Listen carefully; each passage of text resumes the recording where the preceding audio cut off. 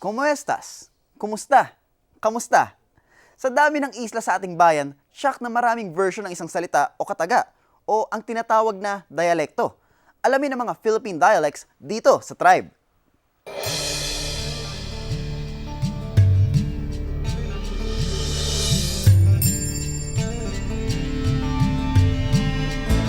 Maayong hapon, maray na hapon, malago, ay ayaten ka, kaluguran taka, alae. Ilan lamang yan sa mga katagang naririnig natin tuwing dadalaw o bibisita tayo sa ating mga probinsya. Alam nyo ba na mayroong mahigit sa 100 dialekto sa buong Pilipinas? Gayunpaman, 55% ng populasyon lamang ang gumagamit ng pangunahing dialekto na Tagalog o Filipino.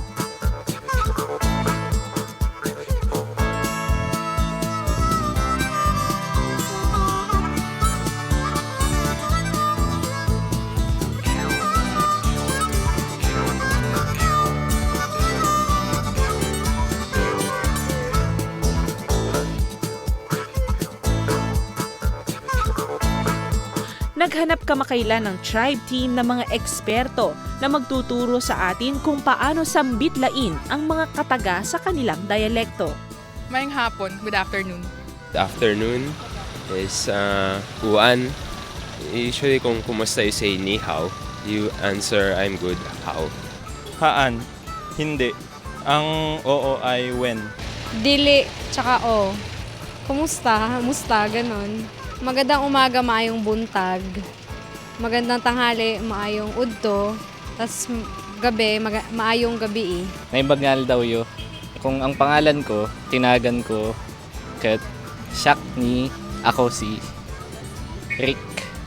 Pag maganda kasi, naimbag. Kaya naimbag nga aldaw. Magandang araw. Naimbag nga rabi, magandang gabi. Kanigid, kanan, kanawan. Saan, ayan na. Oo, when... Ambot sa imo, yung ewan ko, ewan ko sa'yo, ganyan. O, pag sinabi mong magandang hapon sa inyong lahat, pwede ring sabihin na maayong udto sa inyong tanan. O pag magandang umaga, maayong adlaw sa inyong tanan. Ginahigugma kita. O ginahigugma ta ka. Pag inire-refer mo yung tao, halimbawa, dito kami nakatira, dito kami kay-star sa Bulacan. Dito, diri, pag doon, dito, Good morning. Maray na aga. Pag gabi, maray na banggi. And yung maray kasi is good. So that's, even yung, kung gusto mo i-describe isang bagay na good siya, it's maray. So, maray na aga, maray na banggi, maray na hapon, gano'n. Sa Bicol, every town, iba-iba yung dialects nila eh. So, hindi siya applicable sa lahat ng towns ng Bicol. Like for example, yung aso or yung dog, sa Naga ang tawag sa kanya ayam. Sa Legazpi naman, it's ido. Oo, ido or ayam. But it's both dog. May mga words na pag ginagamit namin, baka hindi magets ng mga taga-ibang probinsya. Like, hase, bargas, like, arimuhunan. Arimuhunan is like, sayang naman, gano'n.